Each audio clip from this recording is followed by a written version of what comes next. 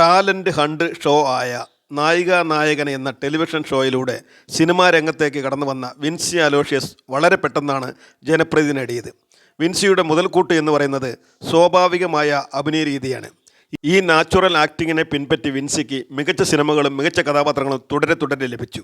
രേഖ, ഭീമൻ്റെ വഴി, ജനഗണമന തുടങ്ങിയ സിനിമകളിലെ വിൻസിയുടെ അഭിനയം ഒരു പുതുമുഖക്കാരി എന്ന നിലയിൽ പ്രേക്ഷകരെ ഞെട്ടിച്ചു എന്ന് വേണം പറയാൻ.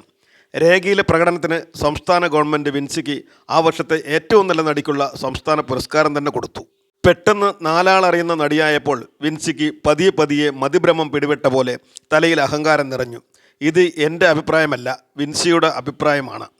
രേഖ എന്ന സിനിമ ജനങ്ങളിലേക്ക് എത്താതിരുന്നപ്പോൾ, ഒരു ഫ്ലക്സ് പോലും കാണാതിരുന്നപ്പോൾ വിൻസി ആ സിനിമയുടെ അണിയറ പ്രവർത്തകരോട് ഒന്നടങ്കം ചോദിച്ചു, എന്തുകൊണ്ട് ഇങ്ങനെ സംഭവിച്ചു?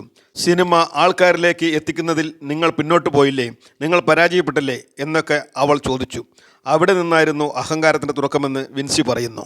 രേഖ എന്ന സിനിമ കഴിയും വരെ അവർ ഗ്രേറ്റ്ഫുള്ളായിരുന്നു. അതിനോടകം പല ക്യാരക്ടറുകളും ചെയ്തു. രേഖ കഴിഞ്ഞ് അവാർഡ് ലഭിച്ചപ്പോൾ ഗ്രേറ്റ്ഫുൾനെസ് മാറി എല്ലാം എൻ്റെ കഴിവ് എന്ന ചിന്ത വന്നെന്ന് വിൻസി തന്നെ പറയുന്നു. പിന്നീട് ആഗോളതലത്തിൽ ശ്രദ്ധിക്കപ്പെട്ട ആൾ വി ഇമാജിൻ ആസ് ലൈറ്റ് എന്ന സിനിമ വന്നപ്പോൾ ഞാൻ അത് അഹങ്കാരത്തോടെ നിരസിച്ചു. രേഖ കഴിഞ്ഞ് അവാർഡ് കിട്ടിയ സമയത്തായിരുന്നു ആ പടത്തിൻ്റെ ഓഫർ വന്നത്. രേഖയിൽ ഒരു ഇൻറ്റിമേറ്റ് സീൻ ചെയ്തിരുന്നു. ഈ പടത്തിലും അങ്ങനെ ഒരു സീൻ ചെയ്താൽ ശരിയാവില്ല എന്ന് തോന്നി. അതോടൊപ്പം അഹങ്കാരം കൊണ്ട് മാറ്റിവെച്ചതാണെന്നും മനസ്സിലുണ്ട്. ആൾ വി ഇമാജിൻ ആസ് ലൈറ്റ് എന്ന സിനിമ നഷ്ടപ്പെട്ടതിൽ വലിയ വിഷമമുണ്ടെന്നും വിൻസി വ്യക്തമാക്കി. എനിക്ക് വീഴ്ച സംഭവിച്ചു. ഒറ്റ വീഴ്ച വരുമ്പോൾ തന്നെ താനെ മനസ്സിലാകും പോകുന്ന റൂട്ട് ശരിയല്ലെന്ന്. കുറേ നഷ്ടങ്ങൾ വന്നിട്ടുണ്ട്. ശരിയായ ചോയ്സുകൾ എനിക്ക് വന്നിരുന്നു. അഹങ്കാരമില്ലാതിരുന്ന സമയത്ത് എല്ലാ കാര്യങ്ങളും ഭംഗിയായി നടന്നു. എന്നാൽ ട്രാക്ക് മാറിയപ്പോൾ തെറ്റായ കാര്യങ്ങൾ സംഭവിച്ചുകൊണ്ടേയിരുന്നു. നല്ല അവസരങ്ങൾ കുളമാക്കി, സ്വയം ഇല്ലാതാക്കി. ഞാൻ ആരെയും പഠിക്കുന്നില്ല.